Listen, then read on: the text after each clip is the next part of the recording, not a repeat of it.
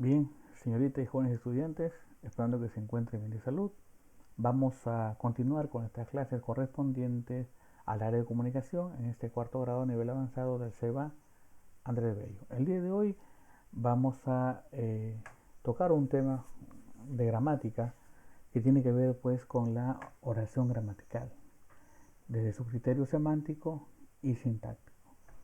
Entonces, para eso yo les planteo dos enunciados. El número uno dice el barco de mi prometida y el número dos dice Juan compra fruta.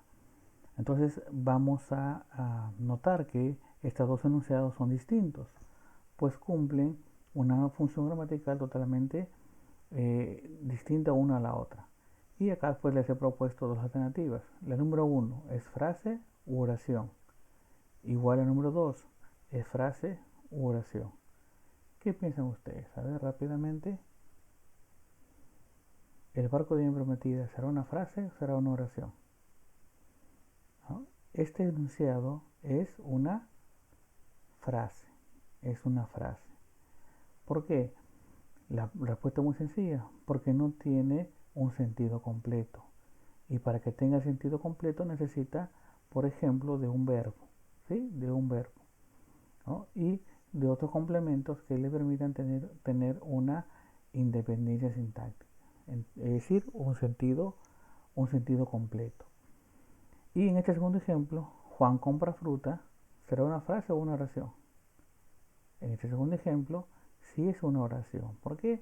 Porque tiene verbo, ¿sí? Que anuncia pues una acción, ¿no? Y tiene un sentido completo. Ojo, pero también hay oraciones que solamente tienen una sola palabra, sin embargo, expresan un pensamiento completo. Ojo, como por ejemplo la palabra gracias, ¿sí?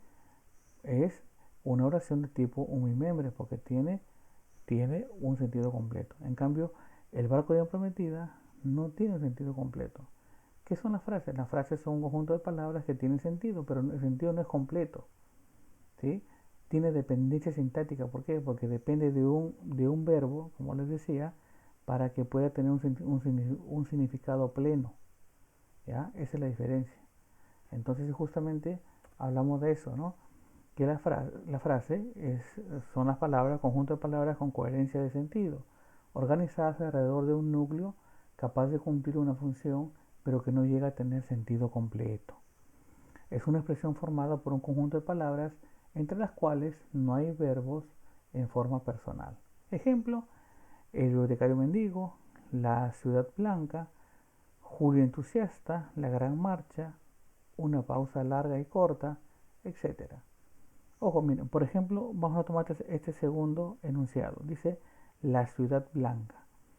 Si yo a este enunciado, ¿no? Es igual decir ciudad blanca que la ciudad es blanca. Si a este enunciado yo acá le agrego el verbo es, le estoy dando una acción.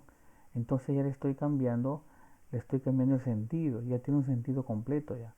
No es igual al decir la ciudad blanca que la ciudad es blanca, ¿no? En este caso esta sería una frase y la otra que tiene verbo sería una oración. ¿Ya? Tengan en cuenta eso.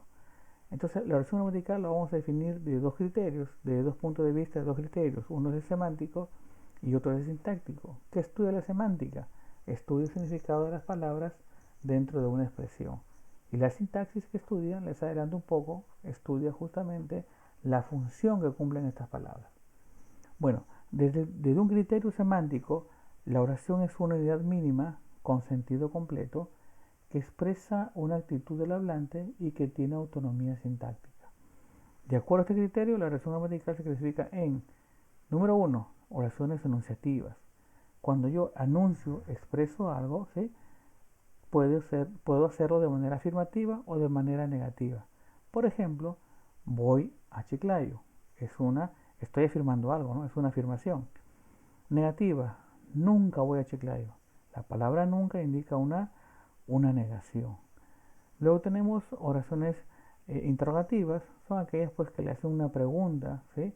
En base a una pregunta al receptor. Y es fácil porque tiene que utilizar necesariamente los signos de interrogación.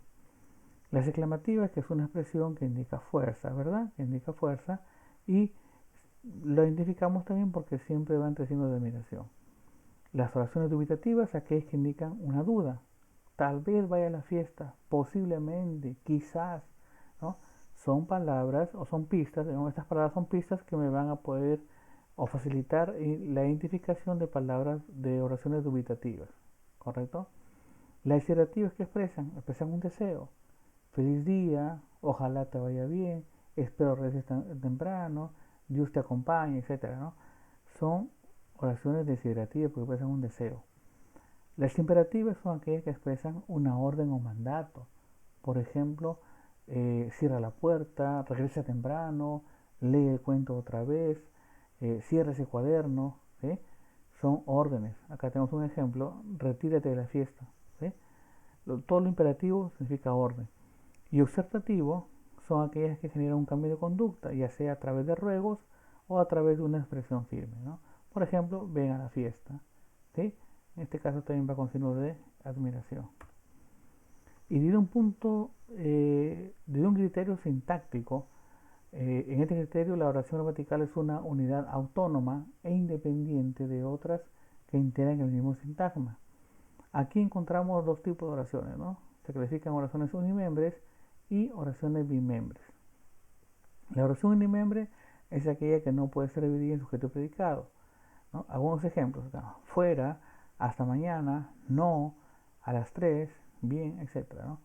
Son tipos de oraciones unimembres porque solamente tiene un miembro, ¿no? un elemento nada más.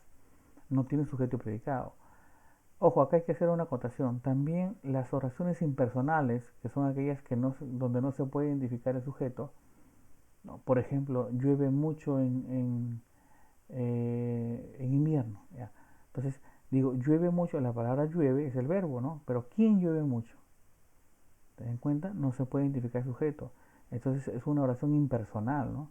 Y las oraciones impersonales están dentro de las oraciones unimembres, ¿ya? Y siempre se refieren a fenómenos naturales, ¿no? Llover, truenos, lluvia, truenos, granizar, etcétera, nevar, etcétera, ¿no? Se refiere a fenómenos naturales. Bueno, y por otro lado tenemos las oraciones bimembres, aquellas que sí se pueden dividir en sujeto y predicado, ¿no?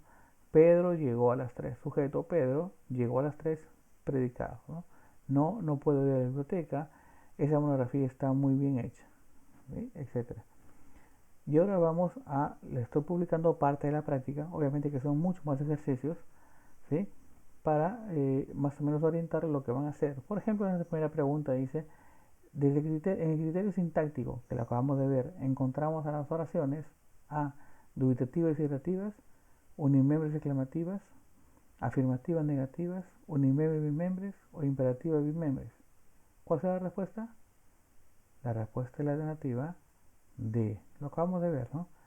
Desde el criterio sintáctico, las oraciones pueden ser unimembres y bimembres. ¿Sí? En el ejemplo, en la pregunta 2 dice, son oraciones unimembres, las que tienen solamente un elemento. Llueve mucho. ¿Será una oración unimembre? Sí, porque es una oración impersonal, ¿no? Entonces, el 1 sí es. Ojalá viaje mañana es una oración bimembre porque es desiderativa. Ven a la fiesta es una oración unimembre. Por favor, perdóname, ¿sí? Es una oración bimembre y buenas tardes es una oración unimembre. Entonces la respuesta acá sería 1 y 5, ¿verdad? 1 y 5, la letra B es la respuesta correcta. Y así por el estilo ustedes van a ir ubicando las preguntas según los tipos de oraciones, ya sea desde el punto de vista semántico como desde el punto de vista sintáctico. Entonces les decía, esta es parte solamente de la práctica que yo la voy a publicar en la plataforma. Va a tener ahí todos los ejercicios completos y ustedes las van a desarrollar, ¿no? En base a la explicación que les acabo de dar. Muy bien, eso es todo por hoy día. Espero que se cuiden mucho, ¿sí? Y que hagan los trabajos y lo envíen pues, a la plataforma en la fecha indicada. Cuídense mucho, un abrazo virtual para todos ustedes y que Dios los bendiga.